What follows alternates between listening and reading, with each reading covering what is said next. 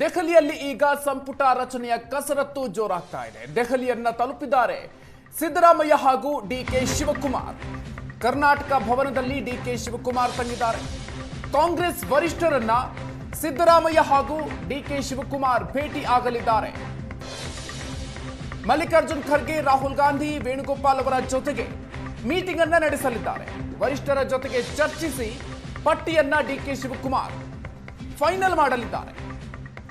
ಮೊದಲ ಹಂತದಲ್ಲಿ ಯಾರು ಸಚಿವರಾಗ್ತಾರೆ ಅನ್ನುವಂತ ಹಿನ್ನೆಲೆಯಲ್ಲಿ ಈ ಭೇಟಿ ಈಗ ಸಾಕಷ್ಟು ಕುತೂಹಲಕ್ಕೆ ಕಾರಣ ಆಗಿದೆ. ಕಾಂಗ್ರೆಸ್ ವರಿಷ್ಠರನ್ನ ಭೇಟಿಯಾಗಿ ಈ ವಿಚಾರಕ್ಕೆ ಸಂಬಂಧಪಟ್ಟಂತೆ ಸಂಪುಟ ರಚನೆಯ ವಿಚಾರವಾಗಿ ಚರ್ಚೆಯನ್ನ ನಡೆಸಲಿದ್ದಾರೆ ಡಿಕೆ ಶಿವಕುಮಾರ್ ಅವರು.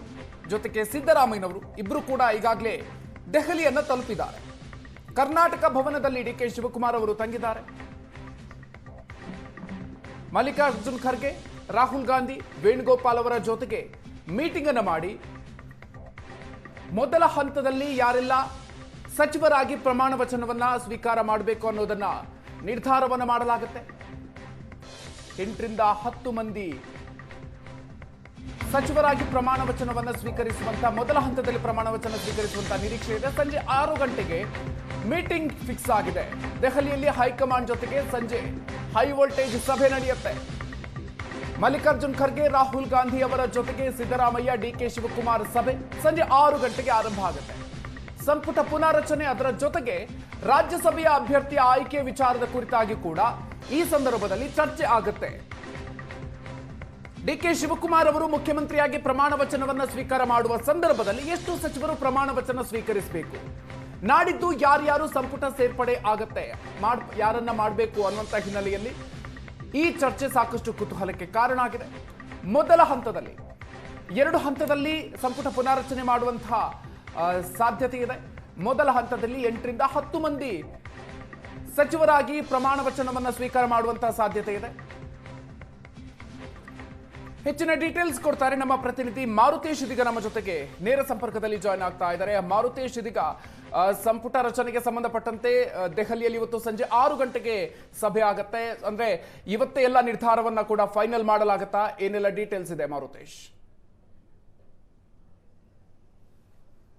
ಮಧುಕರ್, ಈಗ ಅಂದ್ರೆ ಸಿಎಂ ಜೊತೆಗೆ ಯಾರ್ಯಾರು ಪ್ರಮಾಣ ವಚನ ಸ್ವೀಕಾರ ಮಾಡಬೇಕು ಅನ್ನೋದರ ಕುರಿತಾಗಿ ಇವತ್ತು ಒಂದು ಕ್ಲಾರಿಟಿ ಸಿಗುತ್ತೆ. ಯಾಕಂದ್ರೆ ನಾಳೆ ಒಂದು ದಿನ ಅವಕಾಶ ಇರುವಂಥದ್ದು. ಇವತ್ತು ಸಂಜೆ ಮಲ್ಲಿಕಾರ್ಜುನ ಖರ್ಗೆ, ರಾಹುಲ್ ಗಾಂಧಿ ಜೊತೆಗೆ ಸಿದ್ದರಾಮಯ್ಯ, ಡಿಕೆಶಿ ಸಭೆ ನಡೆಸ್ತಾರೆ. ಸಭೆಯಲ್ಲಿ ಎಲ್ಲ ವಿಚಾರಗಳು ಚರ್ಚೆಗೆ ಬರುತ್ತೆ.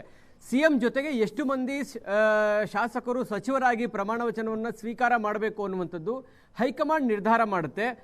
ಸದ್ಯಕ್ಕೆ ಇರುವಂಥ ಮಾಹಿತಿ ಪ್ರಕಾರ ಅಂದರೆ ನಿನ್ನೆ ಮೊನ್ನೆ ಎಲ್ಲ ಚರ್ಚೆ ಆಗ್ತಾ ಇದ್ದದ್ದು ಸಿಎಂ ಜೊತೆಗೆ 8 ಮಂದಿ ಸಚಿವರು ಆಗಿ ಪ್ರಮಾಣ ವಚನ ತೆಗೆದುಕೊಳ್ತಾರೆ ಅನ್ನುವಂಥ ಚರ್ಚೆಗಳಿತ್ತು. ಇವತ್ತು ಅದು 10 ರಿಂದ 12ಕ್ಕೆ ಬಂದಿದೆ. ಒಂದು ಹಂತದಲ್ಲಿ ಎಐಸಿಸಿ ಮೂಲಗಳಿಂದ ಸುಮಾರು 15 ಜನ ಅನ್ನುವಂಥ ಚರ್ಚೆಗಳು ಕೂಡ ನಡೀತಾ ಇದ್ದಾವೆ. ಇದೆಲ್ಲದಕ್ಕೂ ಇವತ್ತು ಸಂಜೆ ನಡೆಯುವಂಥ ಮೀಟಿಂಗ್ನ ಬಳಿಕ ಒಂದು ಸ್ಪಷ್ಟ ಚಿತ್ರಣ ಸಿಗಬಹುದು. ಒಂದು ಕಡೆ ಸಿಎಂ ಅಂದರೆ ಒಂದು ಕಡೆ ಸಿದ್ದರಾಮಯ್ಯ, ಡಿಕೆ ಶಿವಕುಮಾರ್ ಇಬ್ಬರು ಕೂಡ ದೆಹಲಿ ಪ್ರಯಾಣ ಮಾಡಿರೋದ್ರಿಂದ ಹಾಲಿ ಕ್ಯಾಬಿನೆಟ್ನಲ್ಲಿ ಇದ್ದಂಥವ್ರು ಅಂದರೆ ಸಿದ್ದರಾಮಯ್ಯನವರ ಕ್ಯಾಬಿನೆಟ್ನಲ್ಲಿ ಇದ್ದಂಥ ಸಚಿವರುಗಳು ಕೂಡ ಪ್ರಯತ್ನವನ್ನ ಮಾಡ್ತಾ ಇದ್ದಾರೆ. ಹೀಗಾಗಿ ಹೊಸದಾಗಿ ಸಚಿವರಾಗಬೇಕು ಅನ್ನುವಂಥ ಸಚಿವಾಕಾಂಕ್ಷಿಗಳ ದಂಡು ಕೂಡ ದೆಹಲಿಯತ್ತ ಹೊರಟಿದ್ದಾರೆ. ದೆಹಲಿಯಲ್ಲೇ ಎಲ್ಲರೂ ಕೂಡ ತಮ್ಮ ತಮ್ಮ ಗಾಡ್ ಫಾದರ್ಗಳನ್ನು ಬಳಸ್ಕೊಳ್ಳೋದ್ರ ಮೂಲಕ ಲಾಬಿಯನ್ನು ಮುಂದುವರಿಸಿದ್ದಾರೆ. ಈ ಬಾರಿಯ ಕ್ಯಾಬಿನೆಟ್ ರಚನೆ ಯಾಕೆ ಸರ್ಕಸ್ ಆಗ್ತಾ ಇದೆ? ಇದು 2ನೇ ಅವಧಿಗೆ. ಯಾಕಂದರೆ ಮೊದಲ ಬಾರಿ ಸರ್ಕಾರ ರಚನೆ ಆಗುವಾಗ ಒಂದು ಕಾರಣ ಹೇಳಿ ಸಚಿವಾಕಾಂಕ್ಷಿಗಳಿಗೆ ಸಮಾಧಾನ ಪಡಿಸಲಾಗಿತ್ತು. 2.5 ವರ್ಷ ಆದ ಬಳಿಕ ನಿಮಗೆ ಮತ್ತೆ ಸಚಿವ ಸ್ಥಾನ ಕೊಡ್ತೀವಿ ಅಂದಾಗ ಯಾರು ತೀವ್ರ ಪ್ರತಿರೋಧಗಳನ್ನು ಒಡ್ಡದೆ ಬಹುಶಃ ಕ್ಯಾಬಿನೆಟ್ ನೆಕ್ಸ್ಟ್ ಆಗುವಾಗ ನಮ್ಗೆ ಅವಕಾಶ ಸಿಗುತ್ತೆ ಅಂತೇಳಿ ಬಹುತೇಕರು ಸೈಲೆಂಟ್ ಆಗಿದ್ರು. ಹಾಗಾಗಿ ಸಿದ್ದರಾಮಯ್ಯನವರ ಕ್ಯಾಬಿನೆಟ್ ಆಗುವಂಥ ಸಂದರ್ಭದಲ್ಲಿ ಅಂಥ ತಿಕ್ಕಾಟಗಳಿರಲಿಲ್ಲ, ಗದ್ದಲಗಳಿರಲಿಲ್ಲ. ಆದರೆ ಇದು 2ನೇ ಟರ್ಮ್ ಆಗ್ತಾ ಇರೋ ಕಾರಣಕ್ಕಾಗಿ ತೀವ್ರವಾದಂಥ ಪೈಪೋಟಿ ಇದೆ. ಹಾಲಿ ಇದ್ದಂಥವರು ಉಳಿದುಕೊಳ್ಳುವಂಥ ಪೈಪೋಟಿ ಇದೆ. ಹೊಸದಾಗಿ ಸೇರ್ಪಡೆ ಆಗಬೇಕು ಅನ್ನುವಂಥವರ ನಡುವೆಯೂ ಕೂಡ ಪೈಪೋಟಿ ಏರ್ಪಡ್ತಾ ಇದೆ. ಯಾಕೆ ಅಂದರೆ 2028ಕ್ಕೆ ನಾವೆಲ್ಲ ಸಚಿವರಾದರೆ 2028ರ ಚುನಾವಣೆಯನ್ನು ಗೆಲ್ಲೋದಕ್ಕೂ ಕೂಡ ಸಹಾಯ ಆಗ್ಬೋದು, ಸಚಿವರಾಗಿ ನಾವೆಲ್ಲ ಏನಾದರೂ ಆದರೆ ಅನ್ನುವಂಥ ಅಭಿಲಾಷೆಗಳು ಶಾಸಕರಲ್ಲಿದ್ದಾವೆ. ಹೀಗಾಗಿ ಹಿರಿಯ ಶಾಸಕರೇ ಹತ್ತತ್ರ 35 ಮಂದಿ ಸಚಿವಾಕಾಂಕ್ಷಿಗಳಾಗಿ ಇದ್ದಾರೆ. ಇದರ ಜೊತೆಗೆ ಹೊಸಬರು ಕೂಡ ಕೇಳ್ತಿದ್ದಾರೆ. ಇದರ ಜೊತೆಗೆ ಪರಿಷತ್ ಸದಸ್ಯರು ಕೂಡ ನಮಗೂ ಈ ಬಾರಿ ಅವಕಾಶ ಕೊಡಿ ಅಂತೇಳಿ ಅವರು ಪ್ರಯತ್ನವನ್ನು ಮಾಡ್ತಾ ಇದ್ದಾರೆ. ಹಾಗಾಗಿ ಹೈಕಮಾಂಡ್ಗೆ ಮುಂದೆ ಒಂದು ದೊಡ್ಡ ಸವಾಲಂತೂ ಇದೆ ಈ ಬಾರಿಯ ಸಚಿವ ಸಂಪುಟ ರಚನೆ ಅನ್ನುವಂಥದ್ದು. ಹಾಗಾಗಿ ಹೈಕಮಾಂಡ್ ಎಷ್ಟು ಜನಕ್ಕೆ ಅವಕಾಶ ಮಾಡಿಕೊಡ್ತಾರೆ, ಒಂದು ಅರ್ಧ ಜನಕ್ಕೆ ಅಂದರೆ ಕ್ಯಾಬಿನೆಟ್ನಲ್ಲಿ 15 ಜನರನ್ನು ಮಾತ್ರ ನಾವು ಪ್ರಮಾಣ ವಚನ ಮೊದಲ ಹಂತದಲ್ಲಿ ತೆಗೆದುಕೊಳ್ಳೋದಕ್ಕೆ ಅಲೋ ಮಾಡ್ತೀವಿ ಅನ್ನುವಂಥ ತೀರ್ಮಾನ ಮಾಡಿದರೆ ಅದರಲ್ಲಿ ಹೊಸ ಮುಖಗಳಿಗೆ ಏನಾದರೂ ಅವಕಾಶ ಕೊಟ್ಟರೆ ಮತ್ತೆ ತಿಕ್ಕಾಟಗಳು ನಡೆಯುತ್ತೆ. ಹಳಬರೇ ಪುನರ್ ಆಯ್ಕೆ ಆದರೆ ಇನ್ನುಳಿದಂಥದ್ದಕ್ಕೆ ಅವಕಾಶ ನಿಶ್ಚಿತವಾಗಿ ಸಿಗಬಹುದು ಅನ್ನುವ ಕಾರಣ ಅಥವಾ ಆ ಥರದ ಒಂದು ವಿಶ್ವಾಸ ಇಟ್ಕೊಳ್ಳೋದಕ್ಕೆ ಅವಕಾಶಗಳಿರುತ್ತೆ. ಅದು ಜೂನ್ 18ರ ವಿಧಾನ ಪರಿಷತ್ ಮತ್ತು ರಾಜ್ಯಸಭೆಯ ಮತದಾನದ ಬಳಿಕ ಮತ್ತೆ ವಿಸ್ತರಣೆ ಆಗುವಂಥ ಸಾಧ್ಯತೆಗಳು ಇದಾವೆ. ಇದೆಲ್ಲದಕ್ಕೂ ಇವತ್ತಿನ ಸಂಜೆಯ ನಡೆಯುವಂಥ ಸಭೆ ಅಂತಿಮವಾಗಿ ತೆರೆ ಎಳೆಯೋದಂತೆ ಕಾಣಿಸ್ತಾ ಇದೆ. ಮತ್ತು ಇವತ್ತೇ ಅಧಿಕೃತವಾಗಿ ಡಿ.ಕೆ. ಶಿವಕುಮಾರ್ ಕೈಯಲ್ಲಿ ಯಾರ್ಯಾರು ಪ್ರಮಾಣ ವಚನ ತೆಗೆದುಕೊಳ್ತಾರೆ ಅನ್ನುವಂಥ ಪಟ್ಟಿಯನ್ನು ಹೈಕಮಾಂಡ್ ಕಳಿಸುವಂತಹ ಲಕ್ಷಣಗಳು ಇಲ್ಲ. ಪ್ರಮಾಣ ವಚನ ತೆಗೆದುಕೊಳ್ಳೋದು 3ನೇ ತಾರೀಕು ಸಂಜೆ 4 ಗಂಟೆಗೆ. ಅವತ್ತು ಬೆಳಗ್ಗೆ ಬಹುಶಃ ಅವರಿಗೆ ಅಧಿಕೃತವಾಗಿ AICCಯಿಂದ ಯಾರ್ಯಾರು ಪ್ರಮಾಣ ವಚನ ತೆಗೆದುಕೊಳ್ಬೇಕು ಅನ್ನುವಂಥ ಪಟ್ಟಿಯನ್ನು ಅಧಿಕೃತವಾಗಿ ಕಳಿಸ್ಕೊಳ್ತಾರೆ. ಮೌಖಿಕವಾಗಿ ಡಿ.ಕೆ. ಶಿವಕುಮಾರ್ ಅವ್ರಿಗೂ ಸಿದ್ದರಾಮಯ್ಯನವ್ರಿಗೂ ಹೇಳ್ಬೋದು, ಆದರೆ ಅಧಿಕೃತ ಪಟ್ಟಿ ರಿಲೀಸ್ ಆಗುವಂಥದ್ದು ಪ್ರಮಾಣ ವಚನದ ದಿನ ಮಾತ್ರ ಅನ್ನೋದು ಈಗ AICC ಮೂಲಗಳಿಂದ ಬರ್ತಾ ಇರುವಂಥ ಮಾಹಿತಿ. ಹೀಗಾಗಿ ದೆಹಲಿಯಲ್ಲಿ ಸಚಿವ ಸಂಪುಟ ರಚನೆಯ ಕಸರತ್ತು ಜೋರಾಗಿದೆ. ಆಕಾಂಕ್ಷಿಗಳಿಂದ ಒತ್ತಡ ಕೂಡ ಜಾಸ್ತಿ ಇದೆ.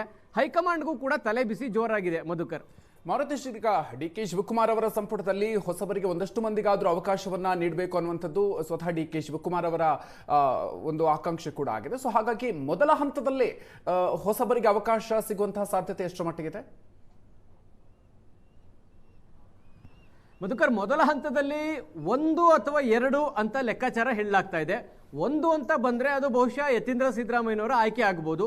ಅದನ್ನು ಹೊರತುಪಡಿಸಿ ಇನ್ನೊಬ್ಬರು ಅಂತ ಯಾರಾದರೂ ಬಂದರೆ ಸೀನಿಯರ್ ಅಂತ ನೋಡಿದಾಗ B.K. ಹರಿಪ್ರಸಾದ್ ಅವ್ರಿಗೇನಾದರೂ ಹೈಕಮಾಂಡ್ ಗ್ರೀನ್ ಸಿಗ್ನಲ್ ಕೊಟ್ಟರೆ ಅವರು ಮೊದಲ ಹಂತದಲ್ಲೇ ಪ್ರಮಾಣ ವಚನವನ್ನು ತೆಗೆದುಕೊಳ್ಬೋದು. ಇದನ್ನು ಹೊರತುಪಡಿಸಿ ಫಸ್ಟ್ ಲಿಸ್ಟ್ನಲ್ಲಿ ಹೊಸ ಮುಖಗಳನ್ನು ನಿರೀಕ್ಷೆ ಮಾಡೋದು ನಾವು ಕಷ್ಟ. ಹೊಸ ಮುಖಗಳಿಗೆ ಅವಕಾಶ ಕೊಟ್ಟಾಗ ಏನಾಗುತ್ತೆ, ಅವಕಾಶ ಸಿಗದೇ ಇರುವಂಥವರು ಬಂಡಾಯ ಹೇಳುವಂಥ ಸಾಧ್ಯತೆಗಳಿದ್ದಾವೆ. ಅದು ಚುನಾವಣೆಗಳ ಮೇಲೆ ಪರಿಣಾಮ ಬೀರ್ಬೋದು. ಹಾಗಾಗಿ ಈ ಬಾರಿ ಆಗುವಂಥವರಿಗೆ ಹೆಚ್ಚು ಹೊಸ ಮುಖಗಳಿಗೆ ಅವಕಾಶ ಕೊಡದೆ ಈ ಹಿಂದೆ ಕ್ಯಾಬಿನೆಟ್ನಲ್ಲಿ ಇದ್ದಂಥವರೇ ರಿಪೀಟ್ ಆಗಬಹುದಂಥ ಸಾಧ್ಯತೆಗಳು ಜಾಸ್ತಿ ಕಾಣಿಸ್ತಾ ಇದ್ದಾವೆ. ಮೊದಲು ಹೇಳ್ತಾ ಇದ್ದಿದ್ದೇನು, ಸಿದ್ದರಾಮಯ್ಯವ್ರನ್ನ ಕೆಳಗಿಳಿಸಿದ ತೀರ್ಮಾನವನ್ನು ಕೈಗೊಂಡಾಗ ಒಂದು ಲೆಕ್ಕಾಚಾರ ನಡೀತಾ ಇತ್ತು ಕಾಂಗ್ರೆಸ್ ವಲಯದಲ್ಲಿ. ಅಂದರೆ ಅರ್ಧಕ್ಕರ್ಧ ಹಳೆ ಸಚಿವರುಗಳನ್ನು ತೆಗೆದು ಹಾಕ್ತಾರೆ, ಹೊಸಬರಿಗೆ ಅವಕಾಶಗಳು ಸಿಗುತ್ತೆ. ಅಂದರೆ ಸಚಿವರ ಆಗದೇ ಇರುವಂಥವರಿಗೆ ಈ ಬಾರಿ ಸಚಿವ ಸಂಪುಟದಲ್ಲಿ ಪ್ರಾತಿನಿಧ್ಯ ಸಿಗುತ್ತೆ ಅನ್ನುವಂಥ ಚರ್ಚೆಗಳಿತ್ತು. ಆದರೆ ಹೈಕಮಾಂಡ್ ಈಗ ತನ್ನ ಮನಸ್ಥಿತಿಯನ್ನು ಬದಲಾಯಿಸಿಕೊಂಡಂಗೆ ಕಾಣಿಸ್ತಾ ಇದೆ. ಈ ಬಾರಿಯ ಕ್ಯಾಬಿನೆಟ್ನಲ್ಲಿ ಕನಿಷ್ಠ 18ರಿಂದ 20 ಮಂದಿ ಕಳೆದ ಕ್ಯಾಬಿನೆಟ್ನಲ್ಲಿ ಇದ್ದಂಥವರೇ ಪುನರ್ ಆಯ್ಕೆ ಆಗ್ತಾರೆ. 10ರಿಂದ 12 ಮಂದಿಗೆ ಮಾತ್ರ ಹೊಸಬರಿಗೆ ಅವಕಾಶವನ್ನು ಕೊಡೋದು ಅನ್ನುವಂಥ ಲೆಕ್ಕಾಚಾರಗಳು ನಡೀತಾ ಇದೆ. ಇದು ಯಾಕೆ ಶುರುವಾಗ್ತಾ ಇದೆ ಅಂತ ಹೇಳಿದರೆ, ಸಿದ್ದರಾಮಯ್ಯನವ್ರನ್ನ ಕೆಳಗಿಳಿಸಿರುವ ಕಾರಣಕ್ಕಾಗಿ ನಾವು ಹಿರಿಯರನ್ನು ಕೂಡ ಕಡೆಗಣಿಸಿದಿ ಹೋದರೆ 2028ರ ಚುನಾವಣೆಗೂ ಕೂಡ ಇದು ಪರಿಣಾಮ ಬೀರಬಹುದು ಅನ್ನುವಂಥ ಆತಂಕ ಹೈಕಮಾಂಡ್ನಲ್ಲಿ ಕಾಡ್ತಾ ಇದೆ. ಮತ್ತು ಈಗ 3 ವರ್ಷ ಸಚಿವರಾಗಿ ಕೆಲಸ ಮಾಡಿರ್ತಕ್ಕಂಥ ಅನುಭವ ಇರುತ್ತೆ, ಅವರನ್ನೇ ಮುಂದುವರಿಸೋದು ಸೂಕ್ತ ಅನ್ನುವ ನಿಟ್ಟಿನಲ್ಲೂ ಕೂಡ ಹೈಕಮಾಂಡ್ ಆಲೋಚನೆ ಮಾಡ್ತಾ ಇದೆ. ಹೀಗಾಗಿ ಹೊಸಬರು ಏನು ನಿರೀಕ್ಷೆ ಇಟ್ಕೊಂಡಿದ್ರು ಅವರ ನಿರೀಕ್ಷೆಗೆ ತಕ್ಕಂತೆ ಕ್ಯಾಬಿನೆಟ್ ರಚನೆ ಆಗೋದು ಕಷ್ಟ ಸಾಧ್ಯ ಅನ್ನಿಸ್ತಾ ಇದೆ. Madhukar, okay, thank you Maruthesh ಡೀಟೇಲ್ಸ್ಗೆ.